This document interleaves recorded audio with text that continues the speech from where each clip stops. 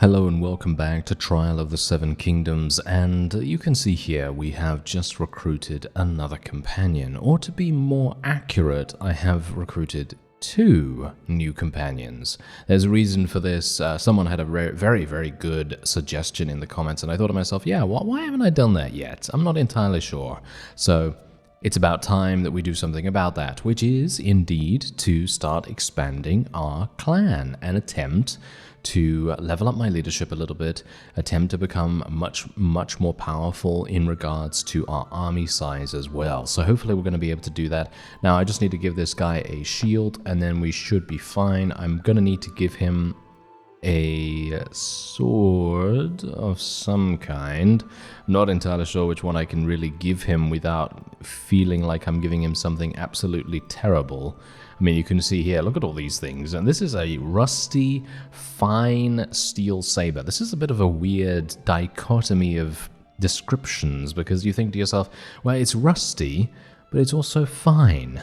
Bit weird. Anyway, unfortunately, it does appear as though this is probably the best weapon that he's going to be using, although there are a number of other candidates here that have much better stats across the board, except the cutting damage. That's obviously the main thing that I'm looking at here. I'm looking at the cutting damage for the most part. I think I'm probably going to give him this, which is a bent Westeros longsword version 3. There's also a version 2. Version 3 has less swing speed than version 4. I mean, literally, there are so many versions. I mean, like what? Version 2, 3, 4? I don't even know. But yeah, we're probably going to just give him that one. That's also a two-handed weapon as well, so if his shield does get destroyed, it's going to be okay for him. And what is he actually good at? Is he actually good at riding skill? Yes, he is good at riding skill, so I'm actually going to give him a good horse rather than something that's kind of terrible. So let's give him some horse armor as well. So let me see. I'm going to give him an Azurai horse, which is very good. And we will also give him some tattered armored Lannister caparison right there, which is obviously some pretty nice looking stuff. Okay, so this guy is, in my opinion, pretty terrible, as you can see. He has some pretty terrible stats and all that stuff. I mean, he's got a decent bow skill, actually. Do I have any bows? I do have a bow. But this bow is absolutely terrible. I mean, there's no way he's going to get any kills with this bow, to be honest. I really don't think he's going to be doing very well with this, but we'll see. Maybe he's going to do okay with it. But otherwise, we have this guy. This is another guy that I recruited, and maybe we're going to be able to get some things for him as well. So let's give him this cloak right here. Let's give him the combat tunic. Actually, I think I saw, yeah, there we go. That's much better armor for him. This helmet is pretty terrible. These worn diplomat boots are actually some of the best boots that I've seen in the game. 27 leg armor right there. So that's going to be kind of nice for him. And is there anything else here? Oh, worn high Valyrian cavalry armor. That's pretty nice. Yeah, I'm going to give him that. And we need to give him some gloves, don't we? So let's give him some gloves. Armor 12, not too bad. And I believe that's probably going to be the best that we can so far find for him. Yeah, seems like it.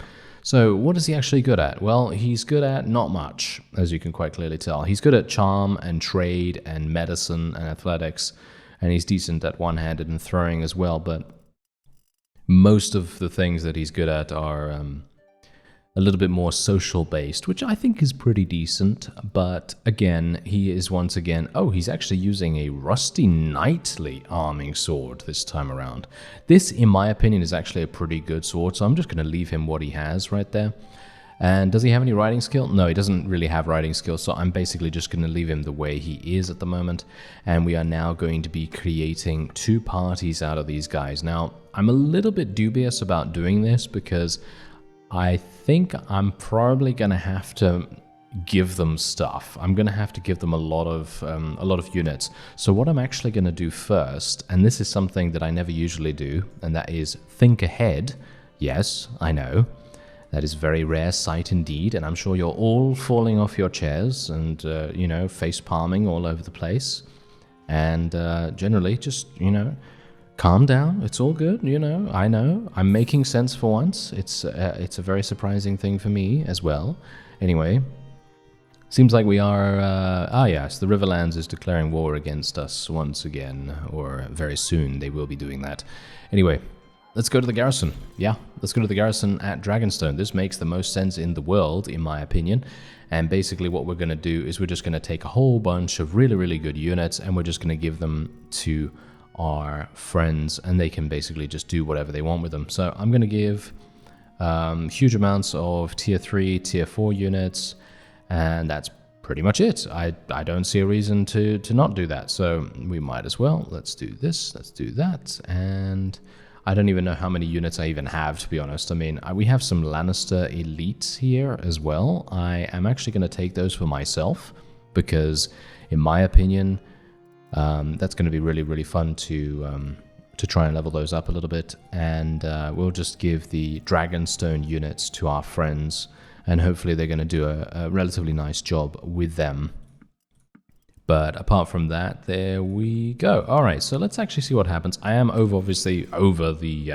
I'm definitely over the limit for our party capacity, but that will not remain the same for very much longer because we are now going to make Gur, the Fatherless, a party leader. So we're going to give him, he has 131. He has 131 capacity. So we're just going to give him a whole bunch of these. We're going to give him 30 of these. And then we'll give him about 15 or 20 of these. And I think that should be enough for him. I think that is enough for him. So there we go. He has now made that party. And then we are going to make Gerald. And we are going to give him Baratheon archers, Dragonstone, all of these guys basically. And he has 74. Can we give him more than that? Does he actually need more than that? I don't think he needs more than that to be able to join my army. So there you go. All right. So now we have two parties. Let's get the armies going right here. So let's have a look. Yep, there we go. Both of them can actually join me. And this is going to be for a zero cost. And now here's the thing. This is a small tip for those of you that are maybe having difficulties leveling up your leadership or something. Maybe you're having difficulties earning influence. Obviously, at the moment, my influence gain is just incredible for reasons. But here's the thing. If you have very little influence or you need to level up your leadership or you want to level up your leadership for some reason very quickly, then this is the best way to do it, and that is making some people, you know, some companions join your clan, have them make a party, and then call for them to join your army. And this is so easy to do because there is a zero cost, and the cohesion will also not deplete over time. So you can basically have an infinite army again and again and again, and it's so nice, very effortless. And you can see here, look at the leadership of these guys. They're also going to be leveling up their leadership every single time they recruit some units. They're going to be able to do that too. And I'm going to try and recruit as many people as I can with these guys because obviously they're going to need to. Is my leadership actually leveling up right now? Because it doesn't feel like it's leveling up at all. Oh, that's the reason why it's not leveling up at all. I have 0 points in it. Well, that's actually hilarious. Oh well, never mind. Okay, I guess I'm just going to have to do some fighting then, shall we? Yes, let's do a little bit of fighting and see what we can do. Okay, so there's Desmond right there. We might want to attack him. Let's just attack him straight away. Ah, never mind. He actually just surrendered straight up. Okay, well, that's perfectly fine. Let's do a nice little siege then, I suppose. And let's get siege tower up and running, battering ram and all that wonderful stuff. We actually, apparently the Westerlands has taken something. I'm not entirely sure where this is even, but yes, I'm not entirely sure who to even vote for nowadays. It feels to me like me voting makes no difference. Oh, wow, okay, Tywin went completely against everyone right there, and he has taken this fief for himself. That kind of makes me think that maybe that fief is very expensive, or maybe is very lucrative to own, potentially. Anyway, I did level up, so let's get a focus point in leadership. Let's get a social point as well, leveled up. And there we have it. Okay, so now my leadership is going to skyrocket, hopefully. I mean, obviously I only have one focus point in it, so the learning rate is going to be minuscule. But we can only hope, eh? We can only hope. Alright, so I think we're basically ready to go in here. I don't really want to wait any longer. Yeah, this is exactly the reason why I didn't want to wait any longer, because there is a massive army attempting to attack us. So let's head on in and see what we can do. Now, I'm very much hoping that over time, these parties that I have in my army here will be able to leave the army, and they'll be maybe able to go to various other places in the world, and then we won't need to worry about them at all. What's actually going on here? Why am I lagging? You see that? Yeah, oh, it's because of the smoke. I think it's because of the smoke. Okay, now this is actually kind of... Oh, wait a minute. I need to do auto-delegate, don't I? Yeah, let's just do auto-delegate for the moment. Okay, I'm going to have to just run up here real fast. Hopefully I'm not going to get... I don't really want to get super shot here. So now, thankfully, I have made my way past all the smoke, because I believe the smoke was the reason why I was getting a bit of a frame rate problem right there. But thankfully, that seems to have been fixed by me running all the way over. And thankfully, I haven't taken too much damage in the process. Let's try and see if I can do some damage with...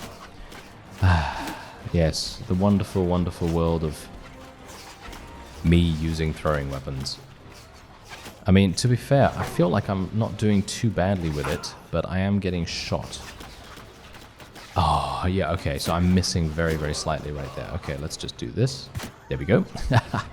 We hit him. Oh, yes, every single time that happens, and I miss, what is it, 3, maybe 4 times, and then I literally hit the guy and take him out in one hit. That's always very satisfying. Super satisfying. Alright, let's just speed the things up a little bit here so we can get the siege engines all the way to the walls. Hopefully I'm in a safe-ish place.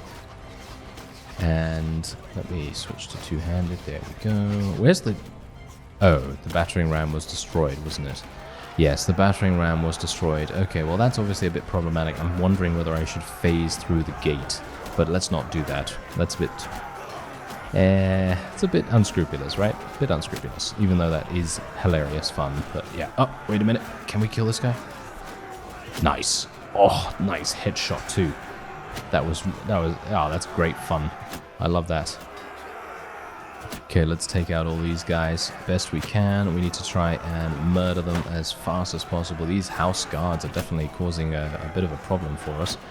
And I only have 3 thrown weapons remaining. It really pains me whenever I run out of thrown weapons at this point, because they're so fun to use. I know. This is a very different standpoint, very different opinion of thrown weapons than what I used to have. That actually makes me wonder, you know what?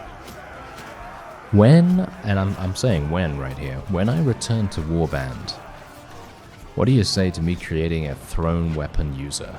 An actual thrown weapon user that is kind of decent at it, right? Because I think I've done that maybe like, I don't know, less than twice, I guess. I have no idea. I probably haven't really done it that much.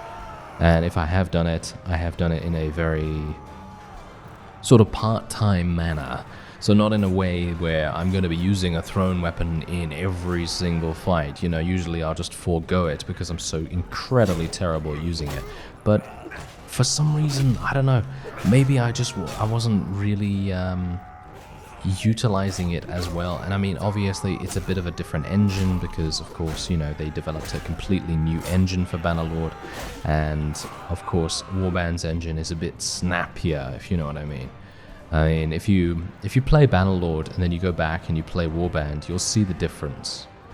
And that was also the reason why I was having major problems when I first started playing Bannerlord as well, but that's a whole different kettle of fish. Anyway, the point is, thrown weapons are definitely something that I want to get a little bit more familiar with in Warband, and I think that could be a lot of fun. So we'll see. We'll see what happens with that. Anyway, I'm just going to clear things up right here. What? I lost a massive amount of units going in there? Really?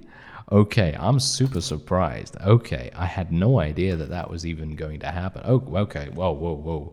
Look at that. 41,000. Okay, yeah, let's do that. 41,000 experience. That is pretty incredible. And now we are getting 57 units leveled up. That is really good. Okay, and I think we've also gotten some perks. Yeah, we have a thrown weapon perk. Okay, where is my wonderful thrown weapon perk, the one that I really want? Yep, there it is. Javelins you throw penetrate shields like ballista bolts. I need 250 in thrown to be able to get that. And I currently have 208. So I am needing a little bit still, but let's see. When you start a battle mounted, you have +2 ammunition for throwing weapons, and your throwing axes deal triple damage to shields. Well, that's obviously kind of awful, but the one thing that I'm thinking of here is troops under your command deal 50% more damage to shields with throwing weapons. We don't have that many units that use it, which is actually sad. And that's also something for a future series. I'm definitely going to be installing My Little Warband again. I know someone asked whether I have it installed in this series, but I do not. If you haven't seen that, there is a list of the mods I'm using in the description, so you can take a look at that if you're interested. But otherwise, yeah. In the future, I think My Little Warband is probably I don't know, I feel like it's a requirement almost, because if you want any semblance of customization in the game for your own units, I believe that is a huge benefit. It really makes a massive difference. Anyway, I'm going to go for Splinters here, even though these two perks are basically, they don't really do much. Unfortunately, not for me at least. Anyway, let's just show some mercy right here, and then we will go in and rest up. They're deciding not to attack. Okay, that's kind of interesting. I would have expected them to attack straight away, because I thought to myself, well, I mean, we have a decent amount of people here, you know, granted, you know, our forces are not, you know, just laying down and allowing them to walk all over us, but they are kind of wounded, so I would have expected them to maybe take advantage of that, but apparently they didn't want to. So Tyrion's here as well. That's very nice to see. And yeah, my forces are not doing great, as you can quite clearly tell. They have a very small amount of units now, and I'm actually wondering, yeah, they have literally just lost all of the units that I gave them. That is pretty hilarious. Okay. Well, you know what I'm going to do now? I'm just going to go in here versus this guy. We're just going to do a nice little auto-resolve, and we're going to let him go. And what I want to do is I just want to try and get as much experience as possible for all of my forces to try and level them up as fast as possible. Look at that, another 59 upgrades. I'm going to use a couple of horses for that as well. And Golden Grove is actually under siege. So yeah, anyway, this is what's currently happening in the world. You can see here that Dawn, it's not really going very well, let's just say that.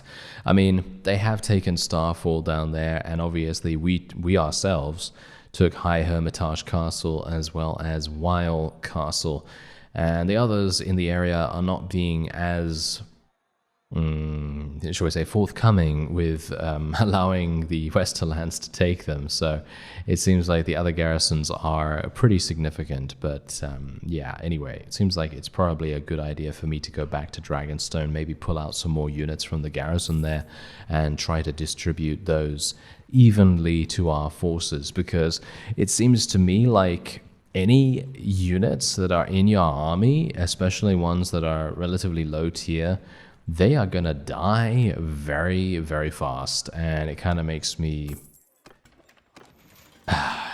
not wanna give them any units, to be honest. It really does, because it's just a huge, I don't know, it's a huge effort basically to give these guys good units, and then all of a sudden you think to yourself, oh, where did all their units go? And then it turns out that, you know, the auto resolves or something are causing them to literally just lose them all, shall we say. Anyway, yeah, I'm just going to take a bunch of these. We're just going to give them recruits and random tier 3, tier 2 units and all that stuff. That's basically what we're going to do now. And it's going to be easy enough to be able to do that anyway. And they've got some decent gear now too, so let's speak to the party leader. There we go. Let me inspect your troops. And let's give him a bunch of Dragonstone Rangers. There we go. We'll give him a whole bunch, like a massive amount. I want him to be kind of like an archer-focused guy, because he is a bit of an archer himself. And wait a minute. Wait a minute. Can you literally? Is that a new feature in Bannerlord, or is that a feature in the mod? I'm actually not entirely sure about that, but apparently you can say to this guy, you could say, I'm interested in you, become my spouse. I'm not sure whether that actually applies to clan members, or whether it is a case of him being a special character, potentially. I'm not entirely sure, but I guess that would actually make a lot of sense. If you are having a clan member in your general vicinity, and you're trying to increase your relation with them or something, and helping them in battle, or if they've joined your army or something like that, it definitely makes sense. So yeah, I think that's actually pretty cool, and I would like to see if that actually happens in the base game. If anyone can give me information on that, that would be amazing, because personally I think it's probably a part of the mod. I don't think it's part of the base game, but maybe I'm wrong about that. Anyway, it's pretty cool that that is a thing. Anyway, let's go and speak to the other guy, and look at that. You can also do the same thing with this fellow too. Okay, let me inspect your troops, and let me see. I'm going to give him a bunch of tier 4s, tier 5s, a tier 6 even, and then we'll give him a bunch of these as well. There we are. Okay, we'll give him some tier 2s, and that is good. Okay, fantastic. So they are now both perfectly kitted out in pretty decent amounts of units, and we can now give the rest of the units back to the garrison. I'm wondering whether they have any Lannister units. I don't think they do. They have one. A couple of recruits. I think I've already taken all of them, to be honest. I mean, generally, I could theoretically use Dragonstone units. I mean, there's not really anything stopping me from doing that, but as I said, I kind of like to have a theme, but obviously I don't know whether it really makes that much difference. Okay, so yeah, let's continue onward. We do have, we have a very small army ourselves. Okay, we're gonna have to do something about that too. All right, so now Dragonstone's perfectly fine. Actually, you know what? Let me just go to manage the town real quick. Okay, no, this is absolutely fine. I'm gonna add another 10,000 to this. We are just swimming in cash right now. I don't even know how that even happened, to be honest. I mean, literally, them giving me such an incredibly rich town, it doesn't really make sense, because you think to yourself, the AI is very greedy, you know? Usually the AI will do whatever it can to try to maintain control of all of these extremely rich towns and villages and things like that. But oh, hello there. Okay, this is a pretty interesting fight. I don't know whether I really want to go in here though, to be honest. I kind of do, but I kind of don't, you know? I'm kind of in a bit of two minds here. I guess I will, because it's fun, but it is very much a one-sided battle. So you can kind of tell what's going to happen already, but who knows? Maybe there's going to be some fun situations for me to participate in, potentially. Okay, switch to two-handed stance. Maybe I'll be able to get a couple of two-handed cool kills from the enemy's cavalry or something like that, and maybe I'll also be able to get my thrown weapon specialization leveled up a little bit as well. That's going to always be something that I'm going to look forward to doing. Anyway, let's see. Where are they going to come from, actually? They're coming from across there. Oh, okay, I can see them. Okay, that's interesting. Is there a river? There seems to be a potential river in the center here, which would be fantastic if we could get our units to position themselves on the other side. No, it doesn't seem like it. No, it doesn't seem like there is a river. Oh, that's hilarious. Okay, no idea why I saw that. Oh well, never mind. Okay, let's put our forces into a nice loose formation as well. Let's move these guys over here, and I've got to be really, really careful about getting shot in the face. So let's try to run away in a strategic manner. Yes, indeed. Wow. Yeah.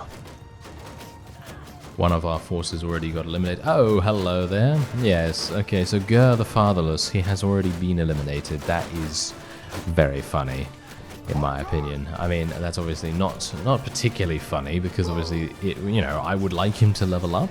possibly. You know, I'd like him to actually be somewhat useful, but it seems to me like he and many of the other people, shall we say, are not particularly being that useful. So yeah, that's just how it is. That is just how it is. Okay, let me see what I can do here. I'm actually thinking about just charging straight on in. I think we should just charge straight on in. I'm literally going to get murdered right here as well. Yeah, I am getting murdered like no one's business. Probably because the enemy is doing this really... Wow, they're actually very clever, you know? I gotta say, I feel like the enemy was very, very clever about that. Because you know what they did? They basically had patience. They had a good amount of patience. And they had a hospital too. Yeah. Did you get that? Did you get that joke? Because that was awful. That was very, very bad. But yes, anyway, patience... Hospital, patient, yeah, you get it? Oh, never mind. Point is, they actually waited for us to kind of go in. I mean, the AI, our friends on the AI side, they basically decided to charge in without me, or should we say without my forces, and as a result of that, they kind of got caught unawares. And I think a lot of them perished as a result of that. I mean, you can see here, we're basically losing no one from my party, thankfully, and it seems like my forces themselves are not really losing that many people, but you can see here that the allied forces are losing huge amounts of units. You can see that, look at that, 154 deaths and counting. It's already reached 175 almost. That's actually insane how many casualties the enemy is having, or shall we say the allies are having. The enemy is also sustaining pretty heavy casualties as well, but I mean obviously due to the numbers disparity, I would have expected the allies to do so much more damage, but I think it was a pure tactics problem right there. And you could see that I already got myself eliminated as well, which is definitely something to be, well, kind of worried about, to be honest, because me being eliminated, that basically just prevents my forces specifically from pretty much doing anything that useful. They're very much going to be either extremely cautious, or they will just be the most useless things in the whole world and basically just charge themselves in and die instantly like I just did. So yeah, that's obviously something kind of annoying. Anyway, 28,000 experience. I'm going to be allowing this loot to go because I'd like to get that experience very nicely incorporated into my forces. And we were able to sort of by proxy defend Willowwood Castle, which I think is decent. I think that's not too bad. Anyway, so the Riverlands is no doubt going to be at war against us. Well, I think they are at war against us already. And let's sell these prisoners for 9,000, not too bad. Roguery skills leveling up as well, which is always nice.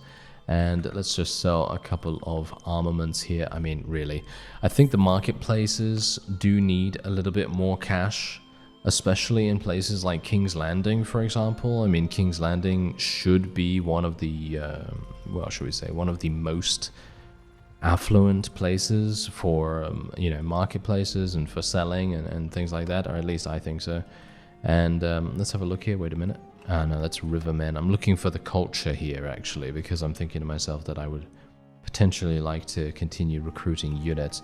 But me saying that kind of doesn't really help that much, because if you have noticed, my forces are actually recruiting units at the same time, but hopefully they are maxed out quite soon, so they are not going to do that as much. But yeah, as you can see, they're actually doing that right away.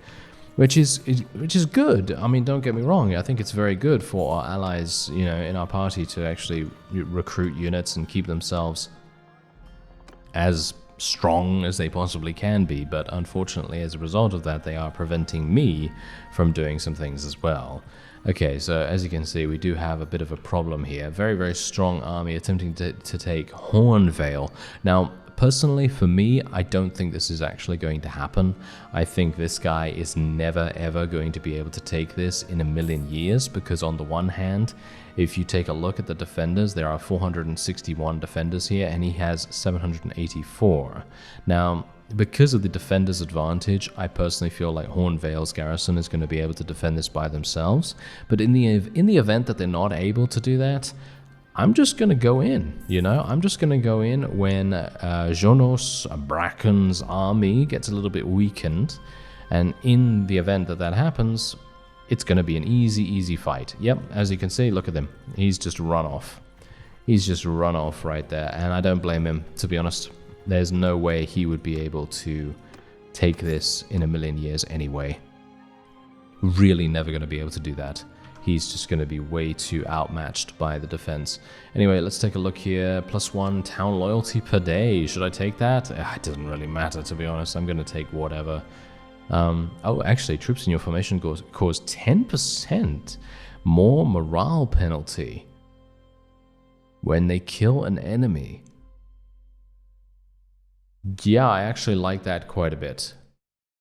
Even though this is more of a captain thing, but I like to think that the captain and the governor bonuses, if I am doing a fight by myself, or if I'm doing a fight in an army of my own choosing, you know, that is under my control, that is, then I would like to think that the captain specific perks work for me just by default.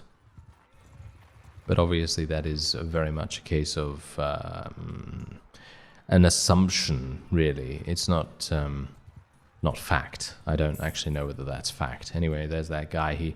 I think he's going to run away. Yes, he is running away. That's perfectly fine with me. Tywin's down there as well. All right, so we do want to... I mean, we're at war against so many different people right now.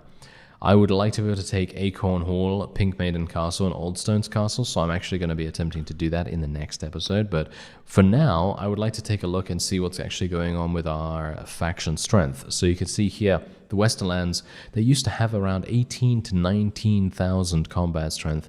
Now they have 24,000, so they have obviously gained in strength. The North is also in a similar situation, where they have 23,000. And what does the Reach have? The Reach has 6,800, the Riverlands has 3,200, so they have gained a bit of strength as well.